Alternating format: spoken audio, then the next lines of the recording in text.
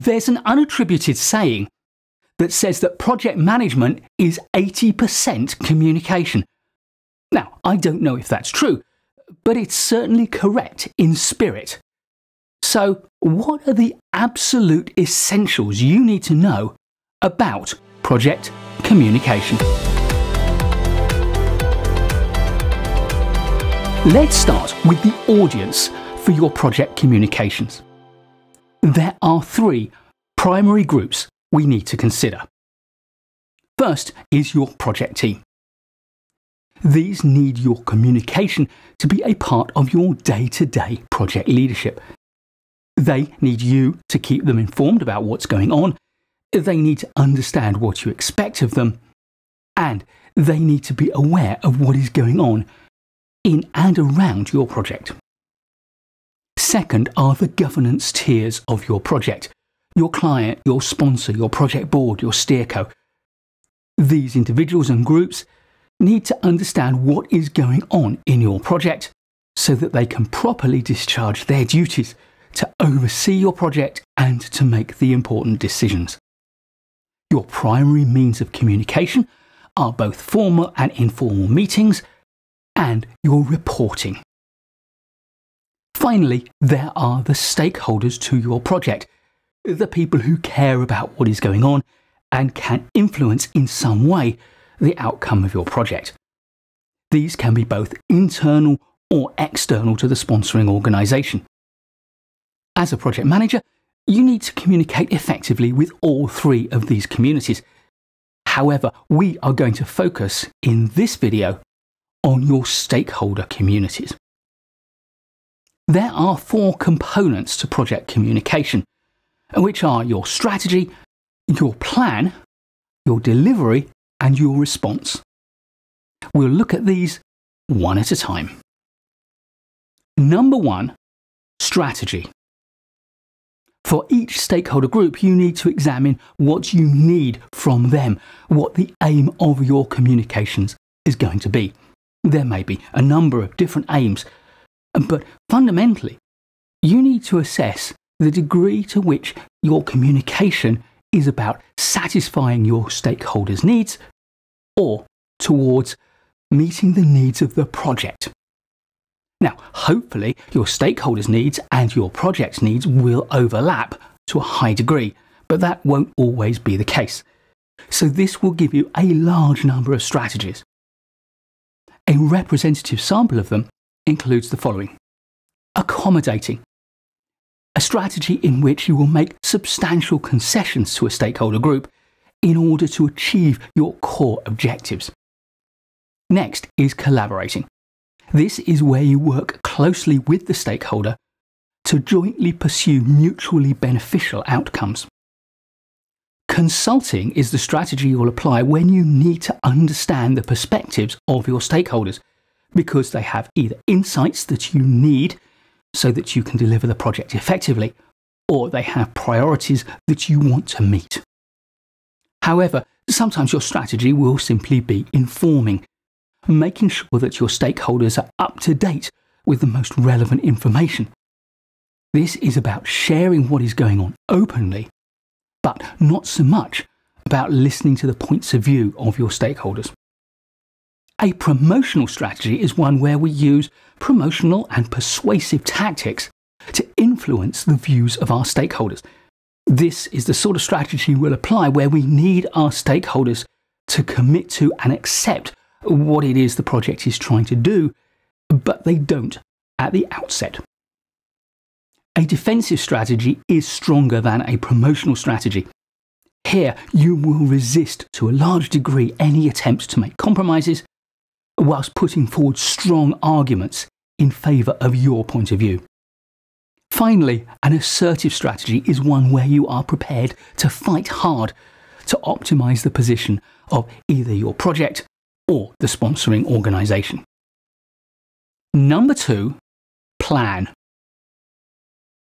Once you know what you want to achieve with each stakeholder group, the next step is to figure out how to do this.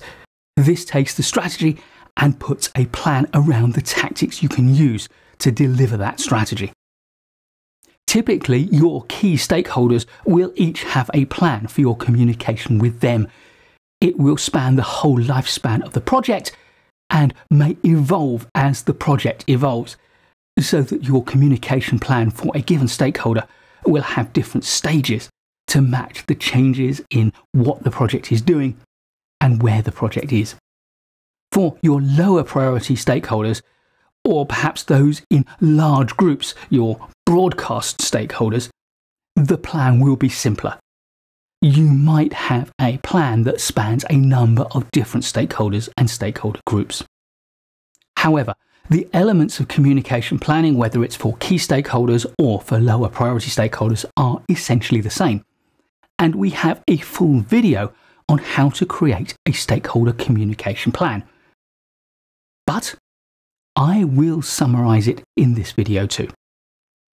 Your stakeholder communications plan needs to cover 8 things. And the first is your theme or your objectives. What is this message or set of messages all about, and what does it aim to achieve? Second is topic or message.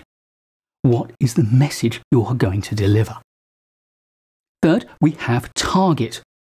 What stakeholder or group of stakeholders do we want to communicate this message to? Fourth is tone. What is the appropriate tone of voice for this message?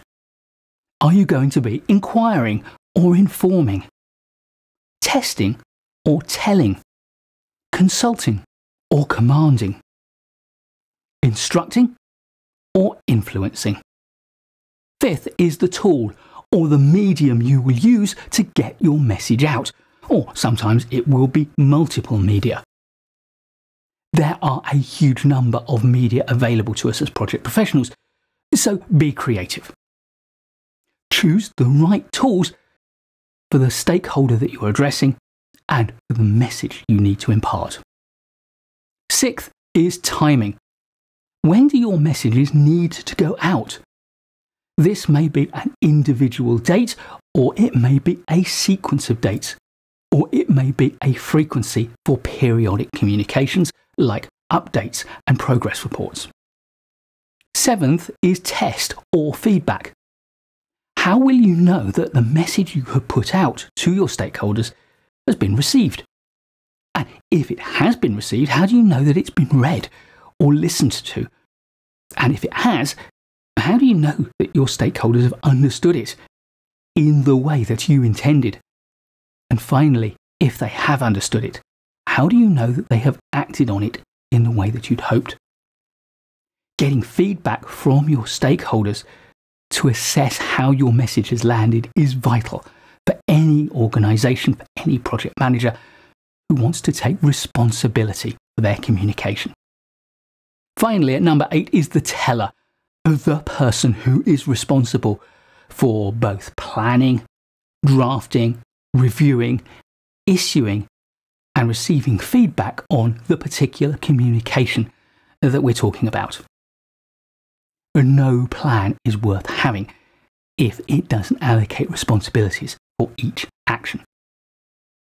Effective communication brings together the right match of medium and message to the stakeholder and the context.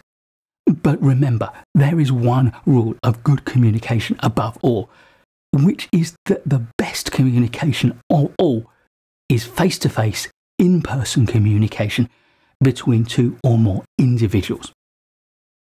This, however, is not always possible. So you do have a range of alternatives.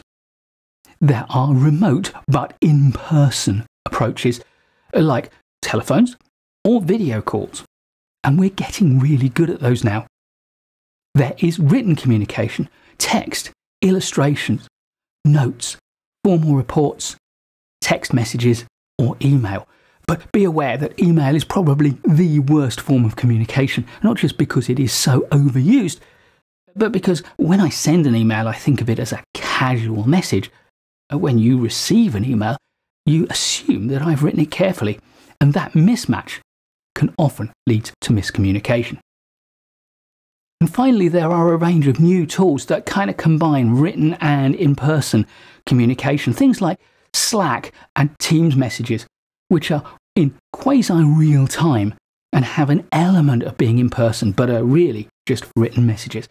They can become overwhelming, so do not overuse them. But if a whole team or a whole stakeholder group signs up to them, they can be very effective indeed. It's worth mentioning that there are a lot of technologies that support all of this, but that is outside of our scope. Number 3, delivery. Part of your social and political calculation will be the right level of formality for delivering your message to get the optimum result. This can range from informal to formal to highly official communications. Each has its own merits and its own risks, so evaluate this one carefully. In all of these, there are a number of considerations that you need to pay attention to beyond the message and the medium that you use to deliver it. These are the meta messages that carry information at the psychological and emotional level, distinct from the written messages or the spoken messages, the content of the words and the language that you use. Examples include the tone you convey, either the tone of your voice and your gestures, or the written tone of voice. These can carry subtle levels of assertiveness and can also convey doubt, uncertainty, or even deceit.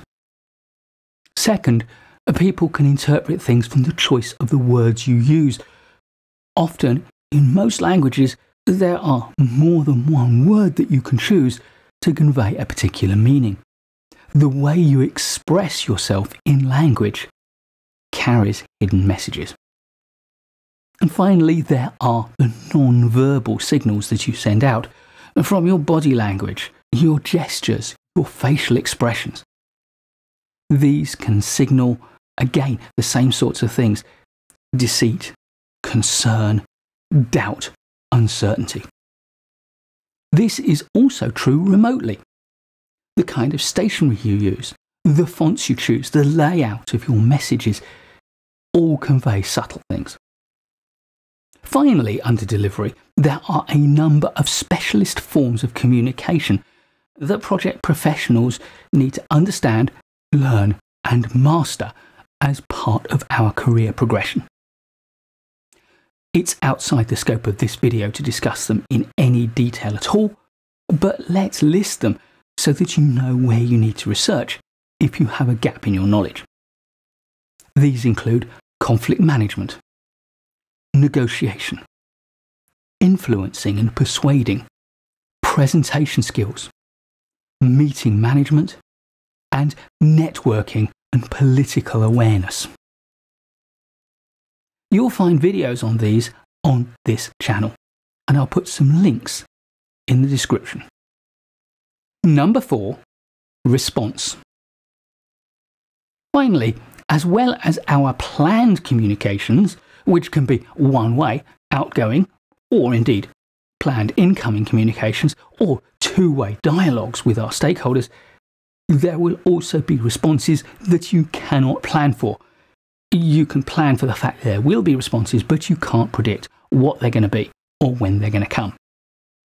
Day to day, you will have comments from your team, but I'm more thinking about your stakeholders and your governance tiers, who will approach you with ideas, with questions, with points of view.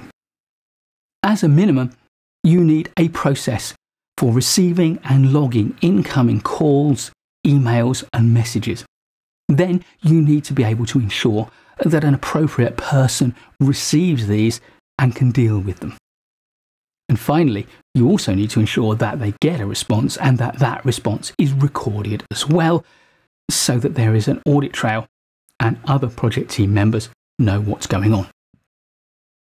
For your most important stakeholders, it can be very helpful to allocate one of your team members as the key point of contact for that stakeholder. And if they're very important, then you may also want to have a backup second team member who can pick up contact should the first team member not be available. Another approach is to have a dedicated communications team on your project. This is an approach taken on many of the largest projects, particularly ones with a big political dimension. And this doesn't have to be a capital P political dimension like national or regional politics. It could simply be that there is a huge level of community or social interest in what is going on. Or perhaps the project is just simply highly contentious within a large organisation. This communication team could come from within the sponsoring organisation, or it could be contracted out, possibly to a specialised communications agency or PR agency. So, to close, stakeholder communication is a huge topic and one I could speak all day about and in fact write a book about, which I have. It's called The Influence Agenda, a systematic approach to aligning your stakeholders in times of change. And you can get a copy of it anywhere where you buy your books, but of course I'll put a link to it in the description. For any project manager that wants to go deep into stakeholder engagement and communication, this book is more advanced than pretty much any that you'll find. It's suitable for mid-career to advanced project managers, but it's written so that anyone who is interested can read it. It's full of great ideas and resources, and it's highly practical with many tools and templates, as you'd expect from me. Please do give this video a like if you've enjoyed it or learned from it. I'll be creating loads more great project management videos for you, so please do subscribe to the channel and hit the notification bell so you don't miss any of them. And I look forward to seeing you in the next one.